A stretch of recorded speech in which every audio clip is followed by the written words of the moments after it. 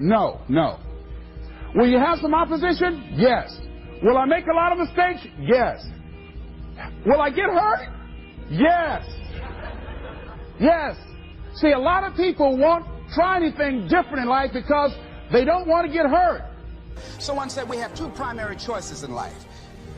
We can either accept conditions as they exist, or we can take the responsibility to change them. See, a lot of people want to exempt themselves from taking responsibility. All they want to do is talk about the problem. Every time you see them, they'll tell you their story over and over and over and over again. No, no. You want to take responsibility for your life. I got me here, I can get me out of this. And I'm getting out. I'm not going to be a volunteer victim. And so all you're looking for are new breakthroughs through practice and practice and practice. You'll get better and better and better. And there's still some things that will happen to you that will catch you on the blind side that you did not anticipate. You'll get knocked down, but you won't be knocked out. And so I say to you, it's possible you can live your dream if it's becoming a diamond, if it's having more, if it's achieving more, if it's being a better father, being a better mother, whatever it is, overcoming addiction, changing our society. It's possible you can live your dream. It's necessary that you have a plan of action, that you're resilient, that you stick to, and you work with the system, that you work with people, that you give support, and that you be there for them, that you have the vision and never give it up, that you become creative and relentless and keep on coming back again and again and again, and that it's you that you got to take personal responsibility to make it happen, and that it's hard. Easy is not an option. And when life knocks you down, jump back up and say, it's not over until I win. See, the powers that we have will never reveal themselves if we don't challenge them, if we don't put ourselves in a position where we have to use them. So one of the most important things is reading a book that's a really interesting book called Instant Millionaire, and the guy said, put yourself in a position where you can't retreat, where it's do or die, sink or swim. Don't go through life feeling like you're powerless. Victims are people that are powerless. You're not powerless. You are powerful. You direct the power in your life. Whatever your life is right now, it is a duplication of your consciousness. It's a result of how you have decided to use your power. That's all it is. That's not who you are. That's just a perverted use of your power that you aren't satisfied with. And you've got the power to change that. Wherever you are, how, I don't know. But I know you've got the power to do that. But you don't know what has happened to me. It really doesn't matter what has happened to you. See, the only thing that really matters is what are you going to do about it? That's all that matters. That's all that matters. You can allow it to destroy you, or you can allow it to build you up.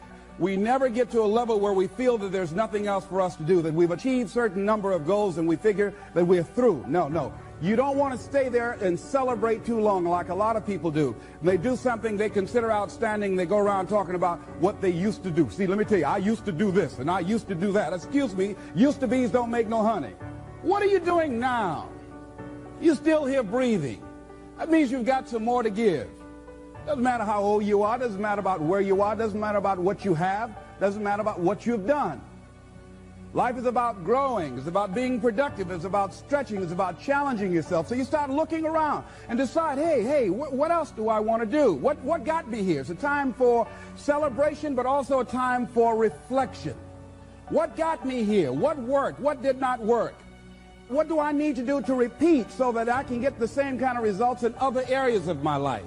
If the goal is to improve my health, if the goal is to improve my relationship, if the goal is to improve my income, if the goal is to improve something in society, what is it I need to do? Now, don't get confused with what you do with who you are. Don't trip. Don't go on some type of ego trip, talking about how bad you are. None of us do anything by ourselves. Develop an appreciation for external support as well as good fortune, because all of those things play a role. The other thing is, don't go overboard celebrating. You must meet with triumph and disaster and treat those two imposters just the same.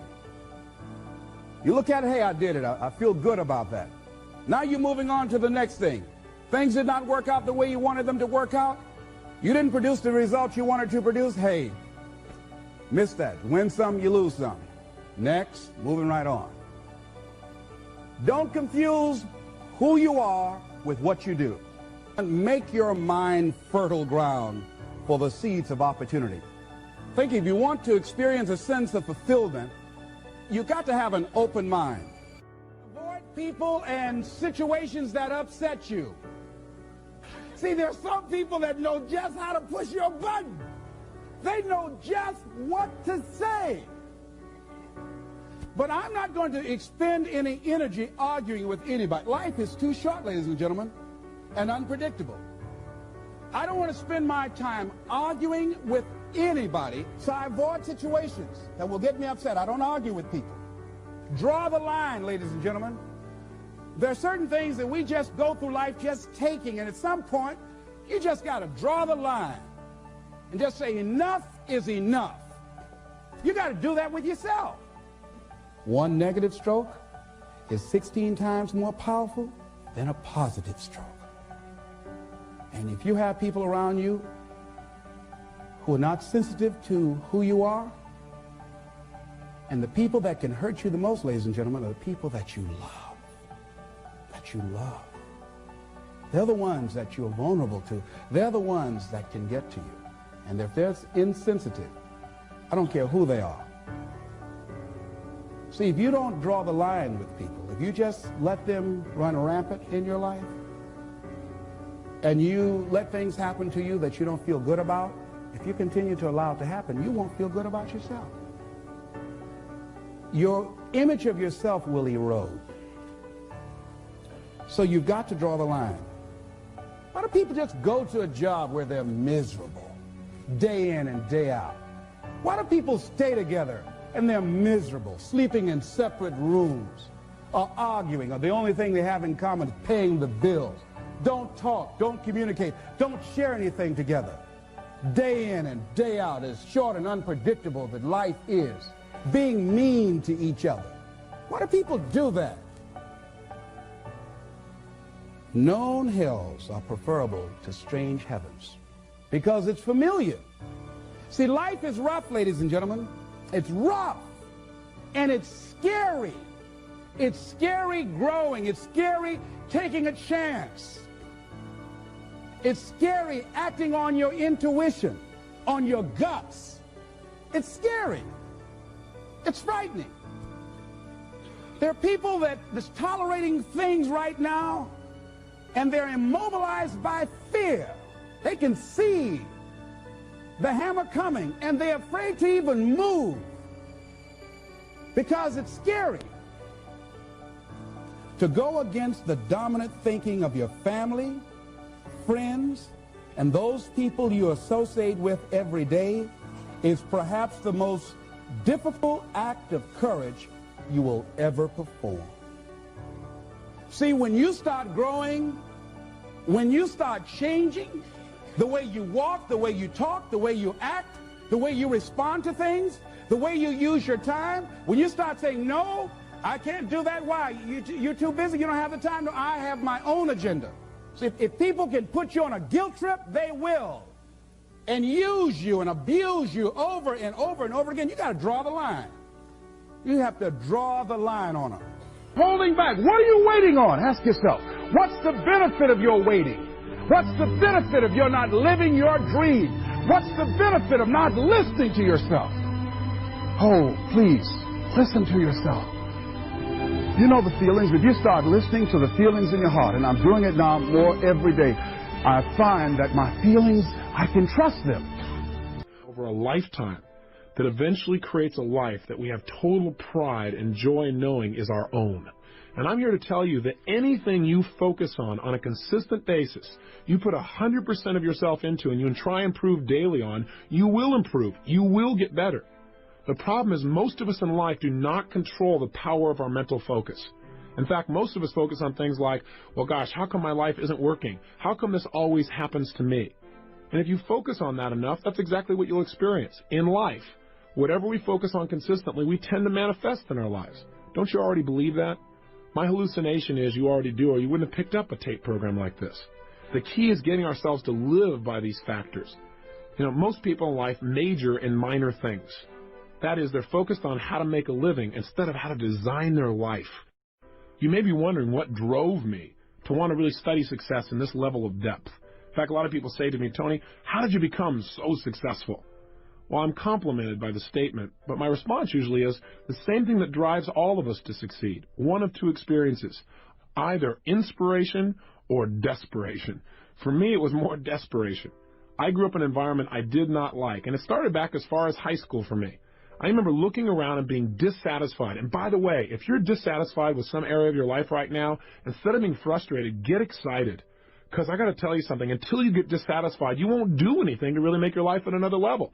Dissatisfaction is a gem. If you're totally satisfied, you're going to get comfortable, and then your life begins to deteriorate. But I found myself dissatisfied with my environment. I didn't like what I saw growing up. I saw my father working extremely hard as a salesman, 40 or 50 hours a week, and yet most of the time we were broke, and I didn't understand why.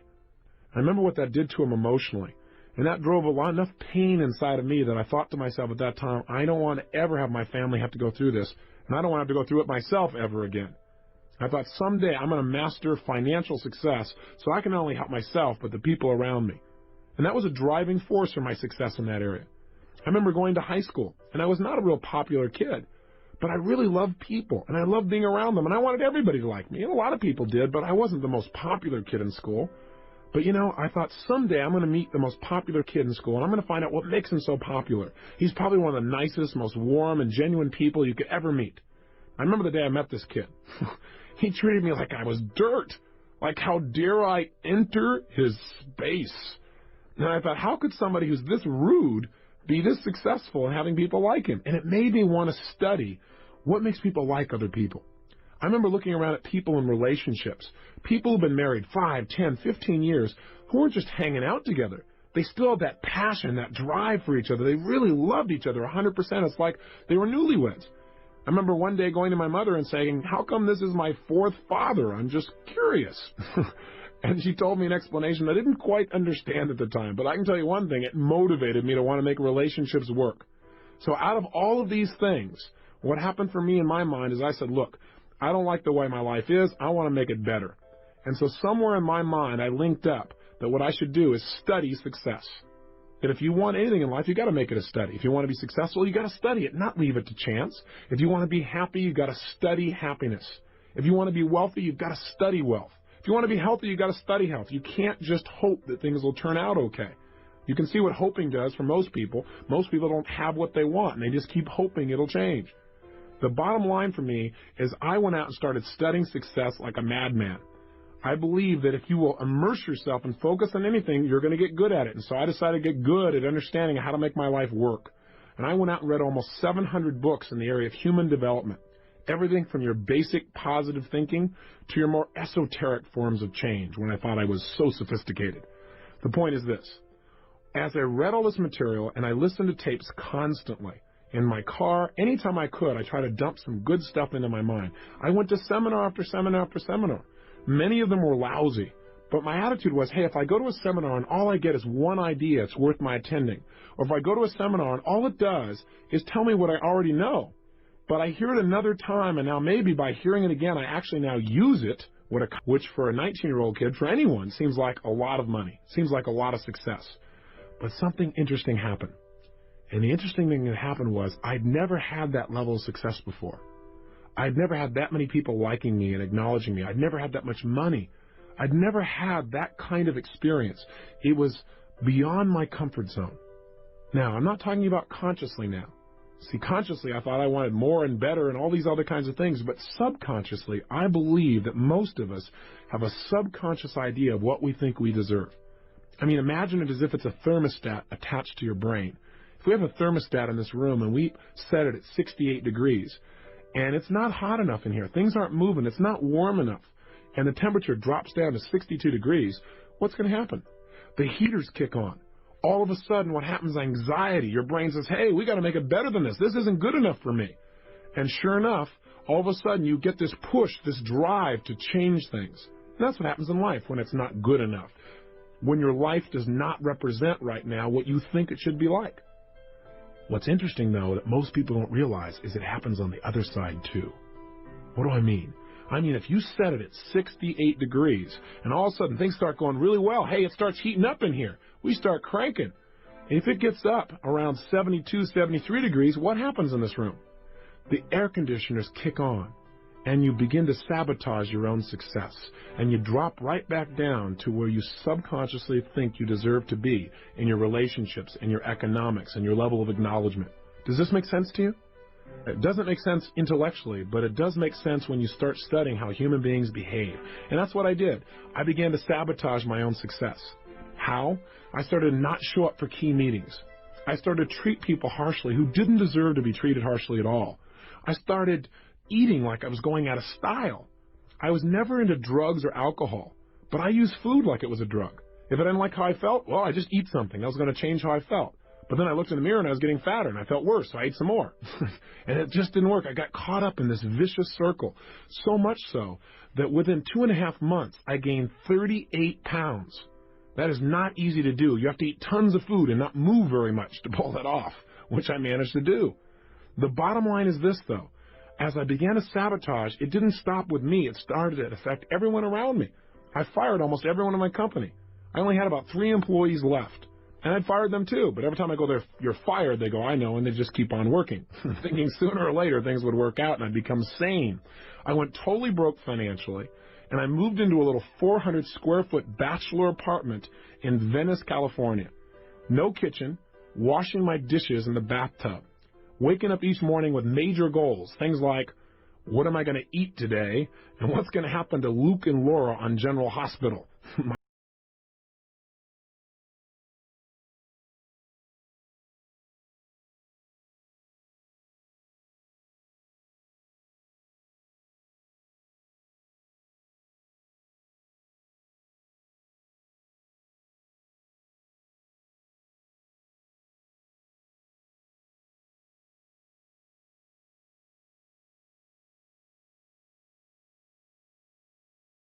Everything in my life, from my emotions,